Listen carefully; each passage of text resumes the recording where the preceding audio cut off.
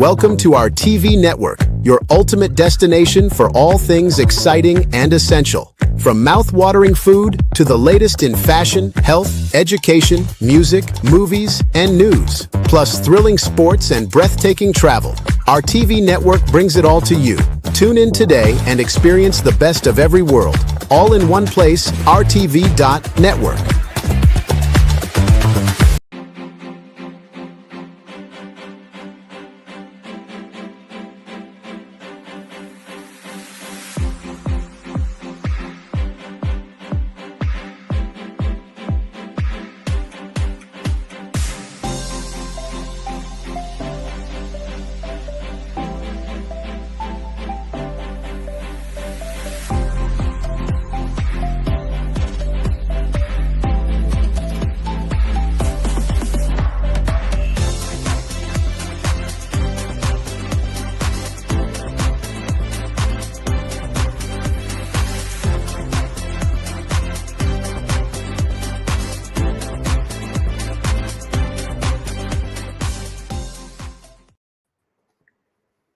Welcome to Connect Caribbean Report here on Callaloo Alliance Media. Thank you for joining us, and we are so glad that you're here. Well, this week's focus is the blue economy and Caribbean prosperity, unlocking the economic potential of maritime trade.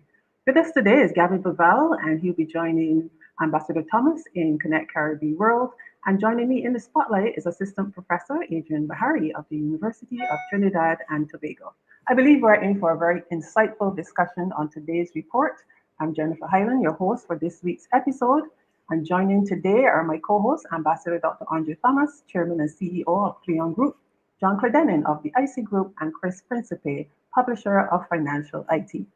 Through Connect Caribbean, we are bridging the islands, uniting communities, and unlocking new possibilities for the entire region. So stay tuned as we dive into these stories and innovations that are shaping the Caribbean's bright future. Remember, this is your front row seat to the next wave of regional transformation we are covering here on Connect Caribbean Report. So we'll be right back with Ambassador Thomas right after these messages in Connect Caribbean World.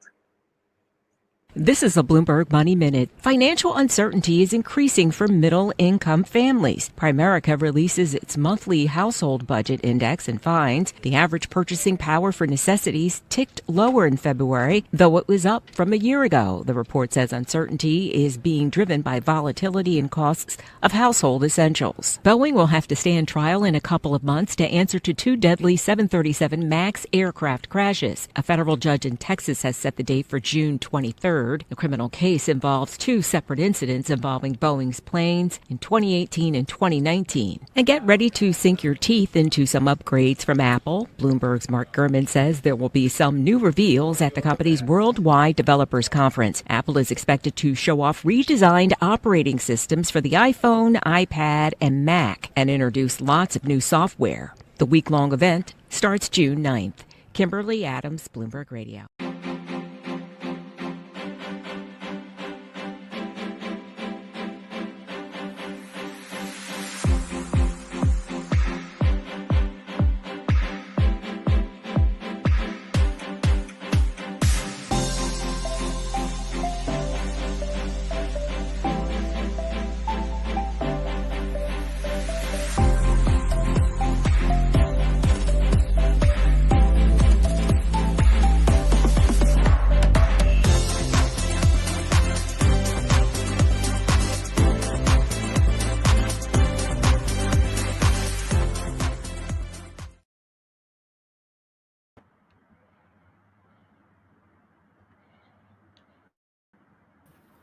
Good afternoon and welcome to another edition of Connect Caribbean Report. And you're in the Connect Caribbean world, and I have with me my co-host and contributor, Gavin Bovell. Gavin, you're now no stranger to our program. You lead the supply chain and logistics program at the University of West Indies, and you have such a track record in this particular sector. And this week we are talking about the blue economy, CARICOM policy possibilities in this area. We are at the point where we can now talk about taking these policies and turning them into something tangible. And so for you, being I'm one of the leading thought leaders on the maritime sector in the region, what would you say are the key gaps that you have noticed, and that need to be addressed, even as we're about to launch a actual ferry service? Well, I And well, think thank you for having me. Um, Pleasure to be here again.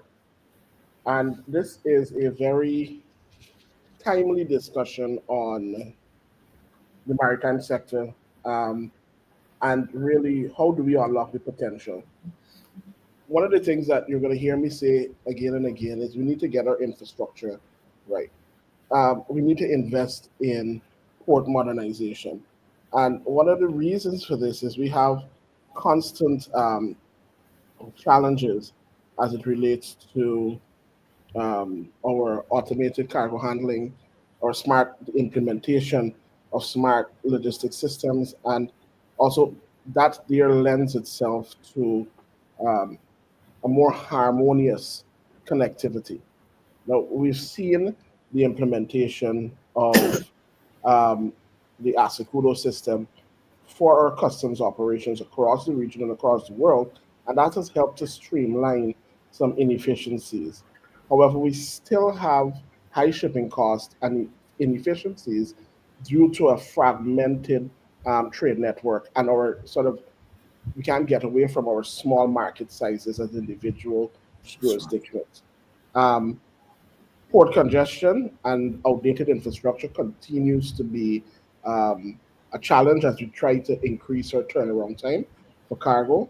And one of the areas that Connect Carib is trying to address is that inter-regional trade, and how we go about that to make sure that that inter-island connectivity is seamless, but at the same time reliable and affordable, right? There are some regulatory bottlenecks that are roadblocks and not necessarily, you know, insurmountable challenges. What these regulatory bottlenecks look like is that some of our customs processes are complex, and there isn't enough awareness um, to the private sector and those that are utilizing the system to understand how to navigate that, because most of these customs processes are indeed very necessary. However, there is some amount of inconsistency in trade regulation policies across the region. So, from a policy recommendation, regulatory harmonization across CARICOM for smoother customs and trade facilitation is needed. One of those particular pieces of regulatory um, policies that needs to be harmonized is our sanitary and phytosanitary regulations that vary from from jurisdiction to jurisdiction. Mhm.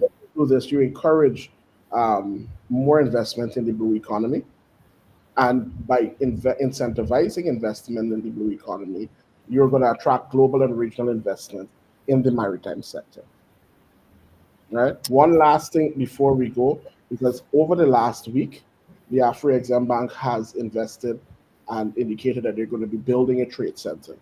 Right. We need to strengthen these Caribbean African trade relations, and making sure that we have those policy frameworks to leverage that volume interregionally is important. Absolutely, absolutely, absolutely. And I know, I mean, from our relationships, that the the the end goal is to connect a hub in the Caribbean with a hub in Africa, and to really connect that. And so that's really where we are going with this, and to really foster the very significant trade that can occur both ways, both Both ways. ways. Indeed. Really significant trade. I mean, that can occur because it will open up our markets to a much larger market within West Africa. And I know that very well because even though I am of Caribbean origin, my I grew up in Sierra Leone, and I was born in England. Spent about now 15 years in Sierra Leone, so I know Sierra Leone very well, and and I know the potential of that region. There were almost 300 million people just around there, over 300 million people that are within 6 to 8 hours travel in within that region. And in fact, in fact, thinking about it, it's about almost 450 million people are available in very close to the Caribbean, and and they do have buying power. Correct. Absolutely, yes. You know, okay. So let's now talk about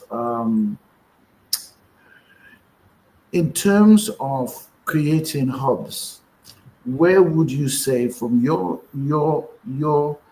perspective, where are the natural hubs within the region that we can create? And I'm looking at the entire region, going as far as Jamaica, as DR, uh, Guyana. I mean, where would you say we we can create that hub structure? Now, that's realistic right now because in my mind, even though a particular location may make sense from a geographical point of view, but I, as a leader of a ferry company, the efficiency of the port is a difference maker.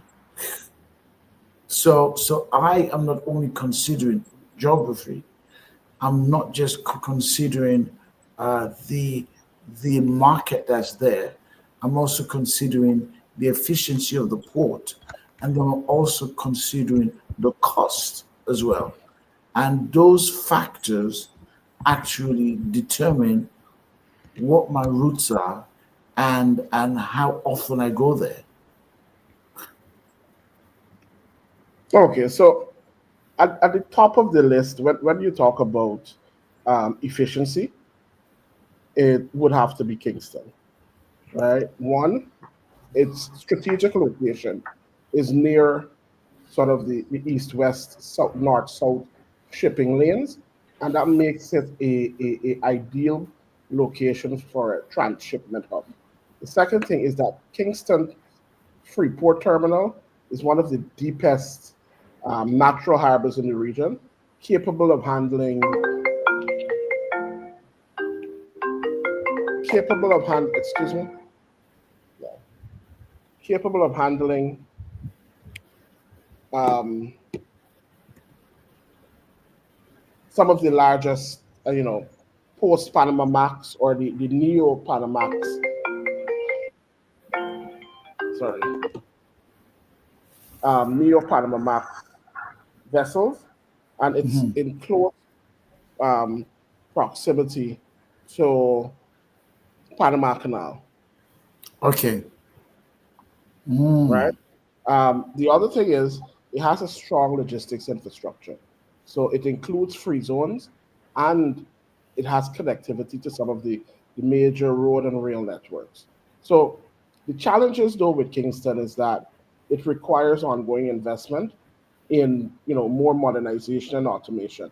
However, on record, they do have some of the highest efficiency numbers in the region, right? The other challenge is because of where they're positioned geographically, there is limitations on interregional maritime connectivity between Jamaica and the rest of the region, Okay. Okay. right? Another one would be Freeport, Bahamas. Um, Mm. it's one of the busiest hubs in the region, right? And for obvious reasons, its proximity to the East Coast. This is Miami, Charleston, Savannah, and all of those. The other Yes. thing that is working in their favor, it has a top of the line dry dock, right, for repairs to vessels. It does have a strong duty free operation, and it incentivizes, hubbing of logistics operations. Okay, But Gavin, I'm going to interject here because of the time. You're out of time for this segment, but you've raised and Ambassador Thomas raised some very interesting points, and all of these things that you're bringing to the table.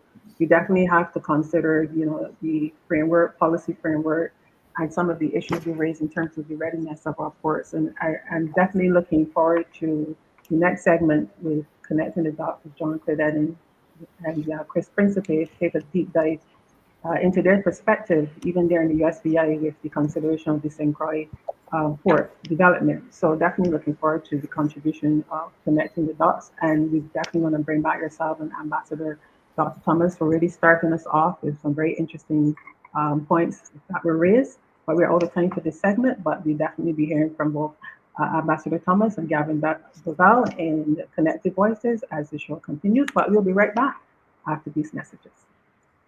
With the Bloomberg Small Business Report, I'm Tracy Jonke.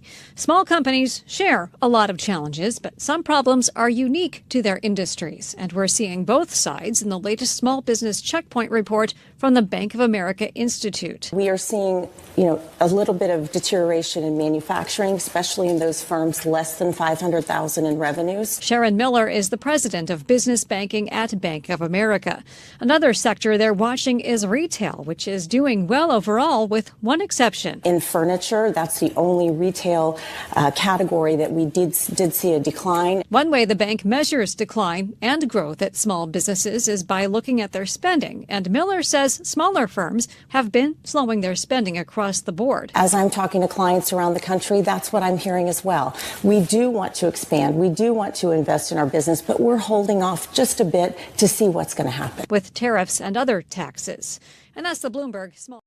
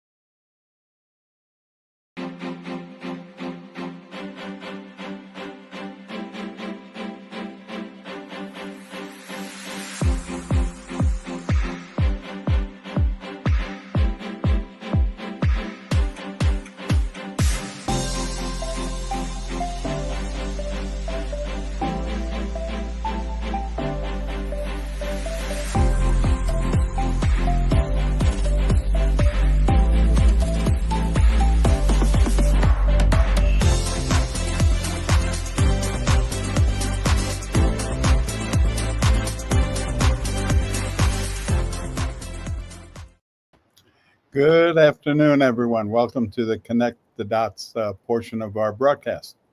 The Caribbean region, characterized by its vast ocean resources and strategic geographic positioning, has immense potential to harness the blue economy for sustainable development. This blue maritime economy emphasizes the sustainable use of ocean resources for economic growth, improved livelihoods, the ocean ecosystem health, and for the Caribbean community, CARICOM nations, and other island economies, optimizing maritime trade is pivotal for our economic prosperity. The vision of a single economic region in the Caribbean, as we connect the dots, is rooted in the need for seamless trade, financial integration, and technological advancement. While maritime trade serves as the backbone for regional commerce, the true potential of economic unification lies in fintech, banking, digital systems to modernize seaport operations, as was talked about in the prior section, and enhance connectivity with the ocean carriers. This segment is going to explore the critical steps needed to bridge the gaps and connect the dots in transforming the Caribbean into a fully integrated economic hub. The first thing I'd like to address and invite my co-host Chris Principe is the digital infrastructure and the fintech adoption. A robust digital infrastructure is essential to streamlining trade transactions and reduce inefficiencies and foster financial inclusion. And there's several key steps, including expanding the fintech solutions, central bank digital currencies, harmonization of regulations, and a bunch of things that Chris is expert on. So without further ado, in connecting the dots, my co-host, Chris Principe. Well, John, thank you so much. And that was a wonderful lead in. And I just want to touch back a little bit on what Gavin, our guest earlier, had to say on terms of the blue economy. You know, for many people in other countries, they understand ports are important. But for island nations, and the majority of Caribbean it's not important. It's critical that we have transportation that can move on water efficiently and inexpensively. And one of the areas that we can look at to do that is how do we remove some of the friction on the digital side, you know, in terms of software and the communication that goes along with it. You brought up, John, a very interesting point, which is if we look at the Caribbean nations, number one, we have amazing resources in terms of people who can really fuel this digital economy and the development of software and applications that can improve things. But we have a situation where there's multiple currencies with multiple independent nations. And how do we kind of pull that together to become a block? And maybe the digital currency is one of the things to look at as a way to do that. You could easily keep the fiat currencies that are for each nation and be able to use a centralized which is kind of a funny word because we're talking about digital currencies which are decentralized, but to centralize a decentralized currency that can go across all borders of the nations as well as across the world, be able to give fast, timely payments and timely data that is necessary for people to buy and sell locally and globally. And so Chris, yes, John. Yeah, so you're talking really, I think, about the central bank digital currencies, the CBDCs. And as we know, several of the nations, such as the Bahamas, has the sand dollar, Jamaica's Jamdex, they've launched DCs. And a regional framework, I think, is that what you're saying, can facilitate these real-time trades for trade settlements? Yeah, John, you hit the nail on the head. Framework is the key to it. And you're no stranger to that or to the issues it solves as well as need to be solved. Yeah. So how about on the harmonization of the regulations, Chris? I know that we've talked about that before in the show, and aligning the financial and banking regulations to standardize the digital transactions across jurisdictions, prevent fraud, money laundering, crypto security, and this cross-border trade. Well, John, I would bring up two quick points about that. The first is the CARICOM agreement, while very effective when it was done, does not take into consideration the changes that have occurred because of the digital economy. I would strongly recommend a revision and enhancement of the CARICOM agreement to be able to properly meet what business is up against today. The second thing I would mention is that there is too many broad regulations. There's not enough, in some case, regulation, and so much just depends on what the U.S. does. So hopefully with the new administration here and their friendliness to digital currencies and the digital economy in general, that we'll see some regulations that will influence everything else that everyone does in the rest of the world, including making it much easier in the Caribbean. But the bottom line, John, is we need cooperation between nations to be able to make these advancements beneficial to the region. Okay, so connecting the dots then, we're talking about we both have traditional banking challenges such as the high remittance fees and de-risking by global banks, limited correspondent banking relationships, which hinder our progress. But there's a couple of things that I'd like you to think about and address with our audience. The regional payment systems. So establishing, I think you're saying, a CARICOM-wide digital payment settlement system to reduce the reliance on the foreign intermediaries that affect our economy. the public-private partnerships, encouraging regional and international banks, along with fintech technology firms, to develop the automated trade financing mechanisms for the exporters and importers. And then finally, this digital identity and compliance. How do we create a unified KYC, know your customer, and anti-money laundering framework to ease the banking access for the businesses while we maintain these current and future banking regulatory compliance issues? Well, John, I think it all starts with the Caribbean as a region needs to become an economic bloc. And if we can go down that road and get the cooperation of all the nations that are involved, then, on the software side, all of this available. Mm-hmm. All of the kind of payment system you want to do, being able to access crypto, being able to be part of the banking system, all these things are available.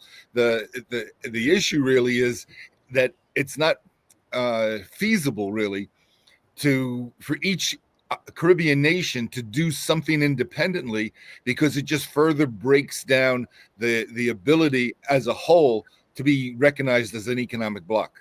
Yeah. And so let's further connect the dots from the previous segment and what we were learning about in the port infrastructure.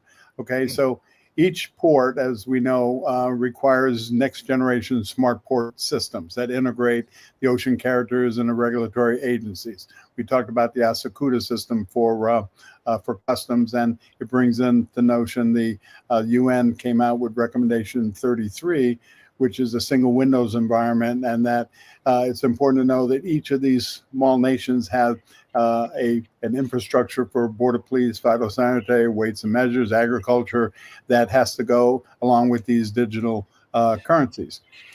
So our port security systems, implementing interconnected digital platforms in the Caribbean as an economic entity, allows shipping companies and customs agencies and logistics providers, customs agents, to provide and share real-time data seamlessly. So that's going to be needed to connect the dots. The AI and Internet of Things port operations, using AI and artificial intelligence for cargo tracking and predictive maintenance and automated customs clearance. We talked about the dried up facilities in the Bahamas. How do we inspect the ships and ensure that these transportation networks are viable? And then we have the policy and governance for regional cooperation that you talked about. How do we get a seamless economic integration and governments and working together that creates that? So in the last show, Mr. Weeks talked about how CARICOM has these infrastructures of trade, but the U.S. is not a member of CARICOM. We're an observer. So how do we integrate then a unified maritime strategy? How do we have intergovernmental cooperation and digital frameworks and things that weren't anticipated just a while ago when we came out with the regulations? Now we're being inundated with change. And so one of the things that we're trying to do with Connect Caribbean is strengthening the public-private sector collaboration. So how do we transition, encourage investment, build strategic partnerships, and foster these innovation hubs in the greater Caribbean area? So Jennifer, that's what we're talking about. We have to not only understand the vision and the strategies, but we have to be able to connect these dots seamlessly as we go forward.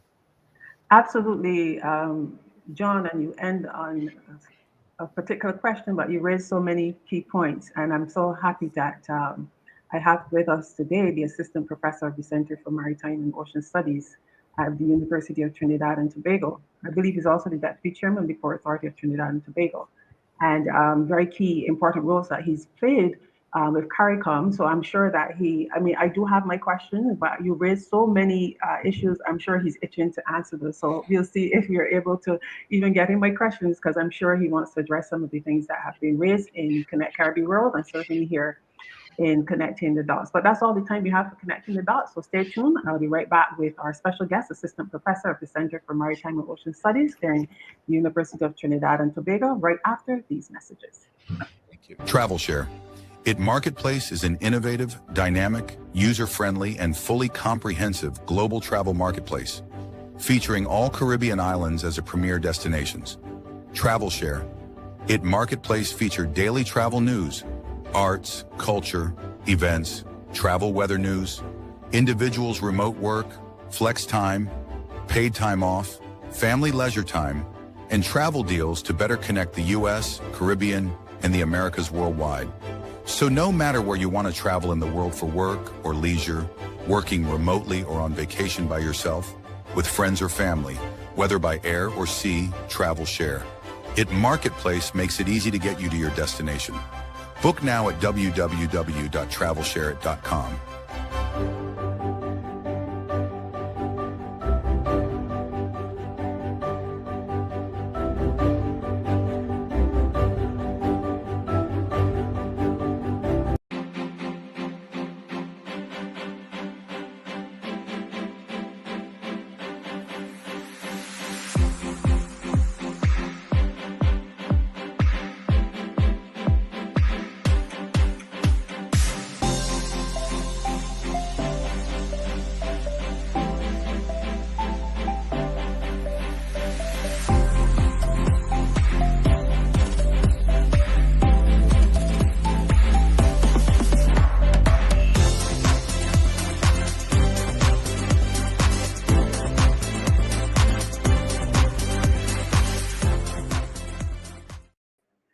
Welcome back to Connect Caribbean Report. And remember, we are talking about the blue economy and Caribbean prosperity, unlocking the economic potential of maritime trade. And I'm pleased to have as my guest in the spotlight Assistant Professor at the University of Trinidad and Tobago, Adrian Bahari. Professor Adrian Bahari is a specialist in the field of maritime economics and is currently a member of the International Association of Maritime Economists. He's a career maritime professional with extensive executive management experience in port operations at the Port Authority of Trinidad and Tobago. More recently, he worked at the Ministry of Works and Transport as a sector specialist seat, where he was responsible for project planning and management oversight of the Water Taxi Fast Ferry project and the Port of Spain International Port Relocation Project at East Sea Lots. He also served as chairman of the task force appointed by the CARICOM Secretariat to consider the feasibility of establishing a regional fast ferry service in the Southern Caribbean. He has previously served as a member of the Commission of Inquiry appointed by the government of Grenada to examine the cost and efficiency of port operations at the Grenada Ports Authority vis-a-vis other OAC ports in the Caribbean. Mr. Adrian Bahari holds a Bachelor of Science degree in Economics from the University of the West Indies, St. Augustine, Trinidad, and a Master's of Science degree in General Maritime Administration from the World Maritime University, Malmö, Sweden. He's completed his on-the-job training attachment at MARAD, Office of Ports and Intermodal Development, with the U.S. Department of Transportation and the World Bank, Washington, USA. He's currently a member of faculty of the Maritime Campus of the University of Trinidad and Tobago, UTT, where he's a senior lecturer in Bachelor of Science degree program in Nautical Science, Maritime Operations, and the Master of Science in Maritime Operational Management. Thank you very much for coming on to the program today. I've even had to edit some of Mr. Bahari's illustrious bio. If I spent the whole time reading it, we'll be out of the segment. So much has gone on in the previous segments and points raised, financial implications, digital implications. But I really want to hone in, Professor, on the issue of, and which I guess, as you heard in the last segment, in terms of the reimagining of the CARICOM single market economy to take into consideration, the 21st century and where we're going currently.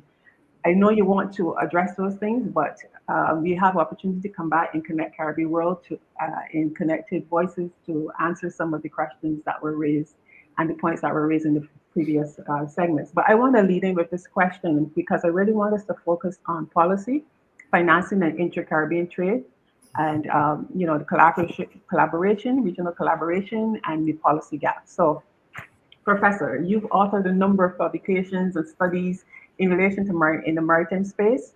We were able to discuss some of these pressing challenges a few shows ago when we looked at the future of Caribbean ports, innovation and shipping and logistics, with Darwin Telemat. But with your extensive experience as an academic, someone who has been in this space for many years, what, from your experience, having listened to the previous segments, what, from your experience in the industry, do you believe are the policy gaps that exist in the Caribbean maritime sector, and how can regional collaboration help address these issues, such as regulatory inefficiencies and fragmented logistic networks? What are some immediate steps that should be prioritized to address these issues? Let me start off by saying, first of all, thank you for having me this You're afternoon. welcome. It's my pleasure to be here with these distinguished guests and fellow panelists. Um, I think the proper way to start this off is to say that shipping is the servant of the trade. And if you understand shipping to be the servant of the trade, then it is there to provide support for trade within the Caribbean region. And trade within the Caribbean region falls smack into the lap of the CARICOM Secretariat and the CARICOM community in terms of providing that support for the initiatives that will be led by the CARICOM Secretariat in terms of the Caribbean single market and economy. So that is where we want to start the discussion. I myself have served as chairman of the task force appointed by the CARICOM Secretariat back in 2011, when the initiative was first explored to set up this regional fast ferry service connecting the Southern Caribbean.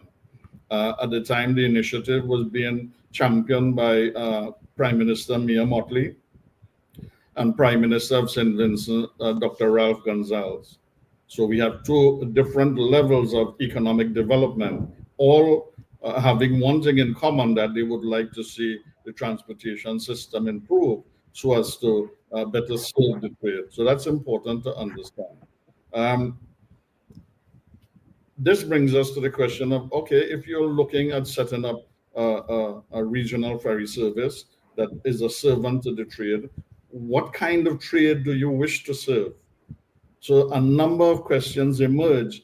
And if I might raise some of these research questions with you, because a good researcher always has more questions than he has answers. One question that comes to mind is regional food security, which seems to be the current emphasis and major objective of Caribbean countries. Is regional food security a matter for some Caribbean countries, the Southern Caribbean intra-Caribbean region, or the Caribbean region as a whole? And if so, what mechanisms need to support food security in the region? So that's the first thing, trade. Secondly, what is the geography of the intra-regional trade likely to be? In other words, what is the study area to be defined when we consider maritime trade and transportation? And is the OSCS area in particular, the smaller islands, the most vulnerable of the Caribbean islands, are they to be included in the proposed Guyana, Trinidad and Tobago, and Barbados shipping service, which is where we are seeing most of the attention being focused upon?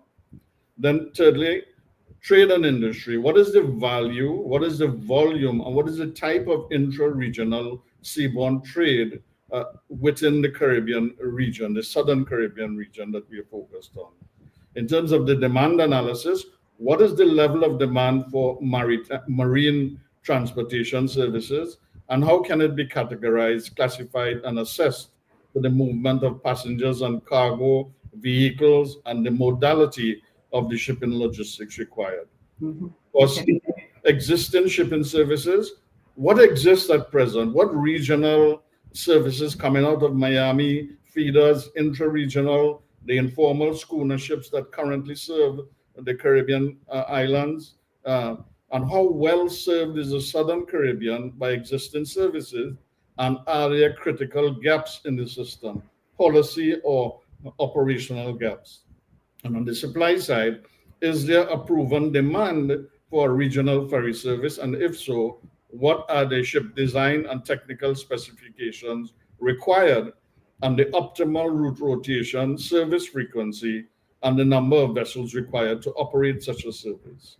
Of course, the environment now plays a critical factor, as we all know. What are the critical environmental concerns and issues to be considered by regional governments in relation to the achievement of the UN Sustainable Development Goals 2030 and 2050, respectively? You asked earlier about infrastructure investment.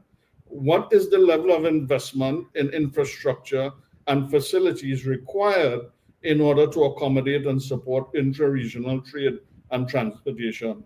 And someone spoke earlier about business process re-engineering and digitalization. Is there a need to re-engineer existing business processes by state agencies and the private sector in order to facilitate intra-regional trade, shipping, and transport logistics? And finally, the regional shipping service. Is there a need for a CARICOM-sponsored regional ferry service initiative? And if so, what public-private business model should be pursued in order to ensure a successful pilot project and the financial sustainability of such an enterprise within a competitive marketplace? So these Okay. are very important research questions Yes, yes, that we must ask and answer in yes. order to propel the process forward. I will say, Mhm. over the years, over the last 10 to 15 years, we have made some progress. A lot of the progress may not be very evident to the public, but the progress comes about because we get governments in the CARICOM region to begin the discussion, the conversation, and we begin to collaborate with each other. And we have ideas that come about, some of which, as you rightly pointed out, require some level of innovation and technology that can drive the process forward, particularly in this environment we find ourselves in which there's a great dynamic of change taking place in the global economy, and in particular, our bigger next door neighbor in the United States of America. So, Professor, you've raised so many questions. I almost thought that you were my interviewer, but I was almost tempted to bring Ambassador Thomas here because when I spoke to you, so much has the seminar that I participated in, so much has occurred since that seminar that you hosted with other trade professionals, and there's so much that we would want to engage you on, so that a lot of the questions that you were raised, I'm certain, actually, I'm for sure that Ambassador Thomas will be able to bring you up to date with a lot that has occurred since then. Maybe he may be able to address some of these things that you've raised here in the spotlight. And because of time, I won't be able to bring him on here. And then you raised some issues, and that's the risk of having an academic, because as you said, you get a lot of questions, research questions. But I was hoping that because of your experience and having sat and being tasked with a number of projects through CARICOM, that you would be able to even answer some of those questions that you raised, and you can get the other hosts to weigh in on, and hopefully when we come back in the last segment, we can touch on one or two of them. But if I can get and if the producer can let me know how much time I have left in this segment. You raised some very heavy questions, but I wanted to find out specifically, because the program really is about, the blue economy and prosperity and what we can do in the maritime space. First of all, to reduce the transportation costs and improve the overall connectivity between islands. I was hoping that you'd be able to give us your overview on that. In the tables that you've sat at in these discussions, is there anything that you can add in terms of answering any one of those particular questions you raised, specifically the inter-Caribbean trade and shipping issues that has been challenging the Caribbean for some time? And we only have a few seconds, but if you can respond to that, and I'll bring you back in Connected Voices, and hopefully you'll be able to continue the discussion. Well, we have produced a model, an economic model, a simplified model that showed the annual operating cost of a regional ferry service that would connect, for example, Barbados, Trinidad and Tobago, and Guyana in the first instance, as having an estimated annual cost of some 30 to 35 million US dollars. When you add to that the cost of port infrastructure, facilities, and services, I would estimate that you're easily looking at anything between 50 million to $75 million for the system to work very effectively. So Yeah. that's a tremendous amount of capital investment. And you want to load shed some of the risks involved while the governments may be able to pick up the tab in terms of capital infrastructure investment. Certainly, you want to attract the business community, the business enterprise to be a part of this project so that it becomes a public-private partnership in which the private sector runs the service and makes a profit.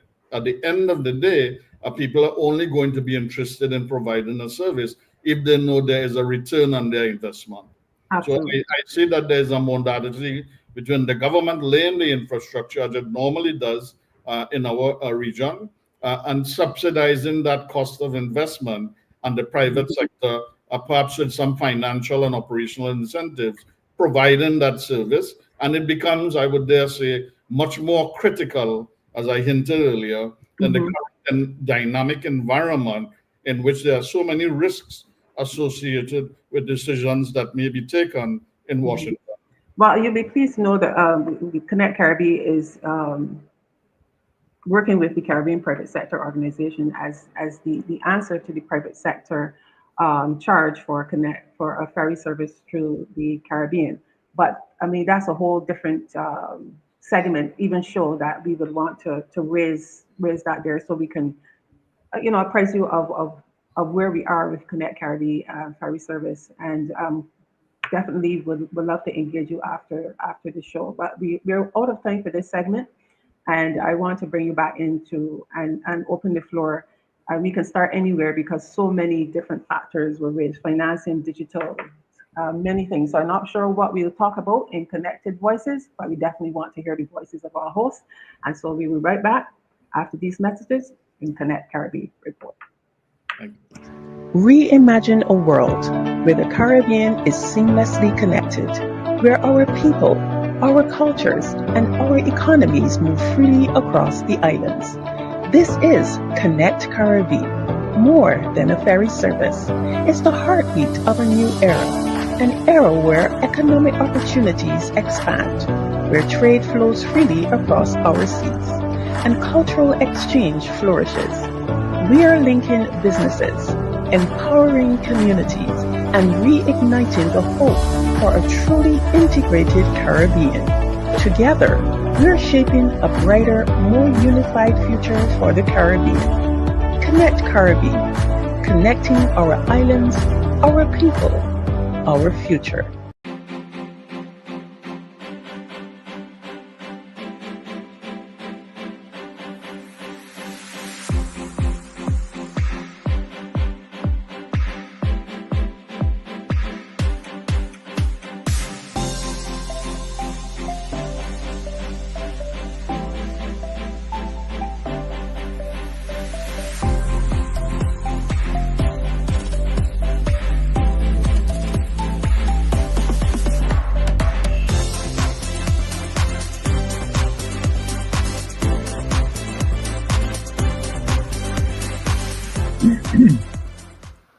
Welcome back to Connect Caribbean Report, and you just heard from Professor Adrian Bahari here from the University of Trinidad and Tobago. So many things that was raised on this particular show, but Ambassador Thomas, I want to give you the opportunity to respond to some of the points that were raised, and then we open the floor and talk about a number of issues that were raised in Connected Voices, in Connecting the Dots, and even in your segment, Connect Caribbean. So, mind you, time is always a factor on Connect Caribbean Report. Yes, So thank you. Yes, I was very impacted by some of the things you shared. I'm particularly interested in your financial model because we are less than 120 days from launching, and it'd be really interesting to look at what you've done and to really engage you as we seek to expand across the region as well. We have two significant routes that we're going to start with, both involving Trinidad and Tobago, and I'm sure that Gavin has a lot to say. Okay, so over to you, Gavin.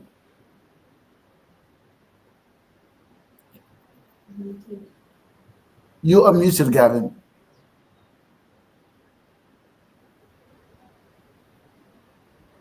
Okay, I'll go.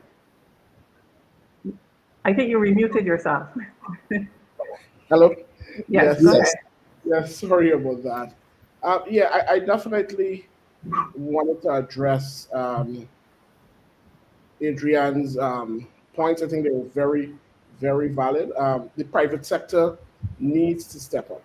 Um, while it is important for government to facilitate, in order for it to be sustainable, the private sector has to play a major part in driving this connectivity.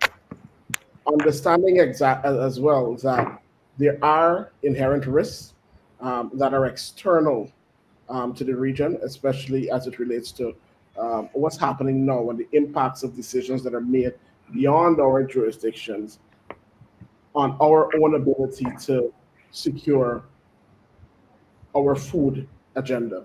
And this is why we've seen CARICOM sort of pushed that agenda from 2025 to 2030, um, being recognizing that while they have made strides, there still is some more um, issues and challenges that have to be overcome.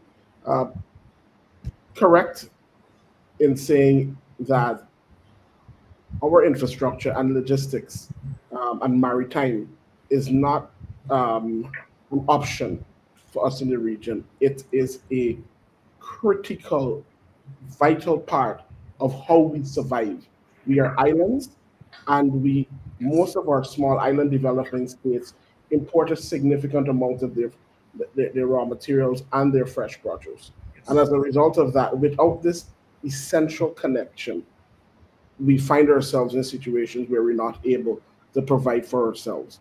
And I think COVID has been a very, very eye opening experience for the region, which is why providing this connectivity within the region is important so that we can move our resources seamlessly within the region to provide Okay, that level of security. okay. So John, based on the discussion that's been happening and the points that you raised in connecting the dots with Chris, is there anything that you want to mention here before we move towards ending the program? Yeah. Thanks, Jennifer. I think for me, first of all, it's a distinctive pleasure to be here with the professors.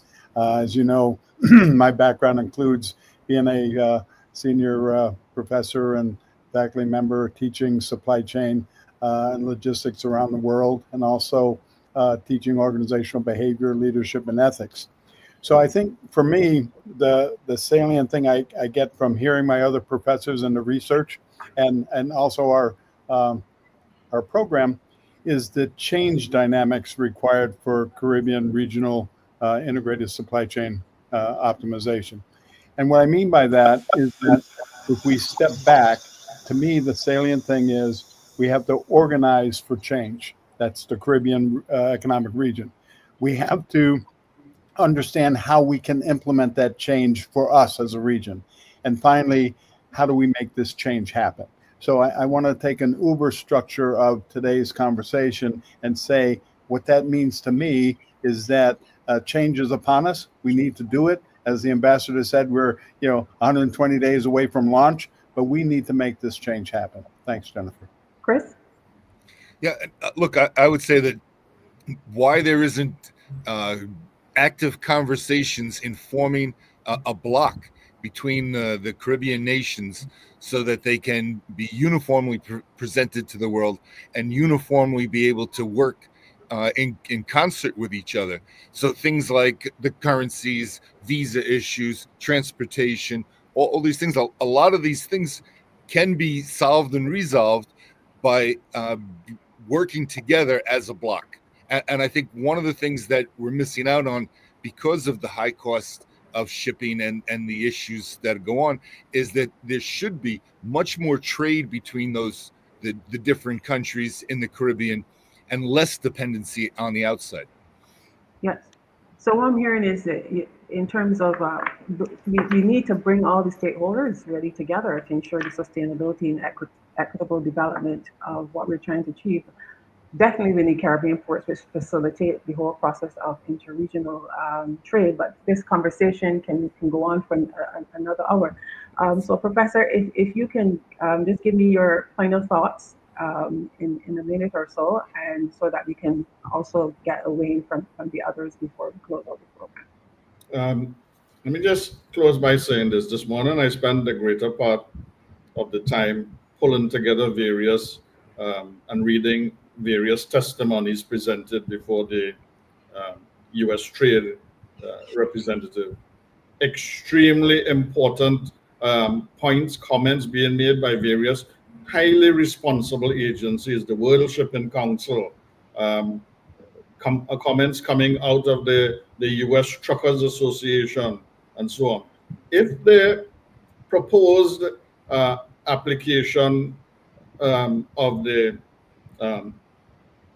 port fees on Chinese-made vessels, for example, a Chinese-operated vessel comes to pass without any substantial change. I've already seen testimony from the CPSO in which they are estimating or projecting an approximate 12 to 14% increase in inflation coming into the Caribbean as a consequence of the increases. Then you have to add to that the question of the tariffs. So you have issues regarding the trade tariffs. Once you impose tariffs on other countries, whether we do business with them directly or indirectly, the goods from China, for example, comes through the U.S. distribution system and comes to the Caribbean. So if you impose tariffs on China, it means that you import inflation into the Caribbean. So those are important areas to consider. And of course, the third area is the Panama Canal. What is happening there with the port system, the 40-odd ports, as they change ownership. And that changes the dynamic. It changes the whole pattern of seaborne trade and transportation as we know it. And the Caribbean, therefore, to take the point made by my earlier colleagues, earlier, we must act now. We must act sooner rather than later in bringing together the various arms of the Caribbean region, starting with the CARICOM Secretariat and the respective government, in order to come up with some kind of a response that will address sustainability of these vulnerable Caribbean islands and island economies as we go forward to 2030 and 2050. Well, I mean, we are looking at unlocking the economic potential of maritime trade, but I mean, how can you unlock when certain things are coming to, oppose that, goal? I mean, this is really a conversation, a whole show that we can bring you back on, and certainly the CPSO, if they're available, to really talk about the issues that are going to impact the sustainability of trade across the Caribbean. So that's definitely another program that we can look at. But as I always say with the Connect Caribbean report, we raise a lot of issues, but we don't have enough time to really fully address it. Maybe we can talk to the executive producers and put on another 15 minutes on this program, because there's so much that is raised in connecting the dots, and then we don't have enough time to address it. So maybe we'll see what we can do, twist some arms and get 15 minutes added on to the program, so that even John can connect some more of his points as well. So, but we're out of time. We really want to thank you for joining us. If you have any questions, any points that you want to raise, we are on social media. We are on our TV network, Connect Caribbean YouTube page, channel. You can raise your questions there, and certainly on VI Source in the USVI. We really want to hear your concerns so that we can also offer, based on your contribution, and to hear your voice and to raise some of the things that you want us to discuss here on Connect Caribbean Report. But we're all out of time.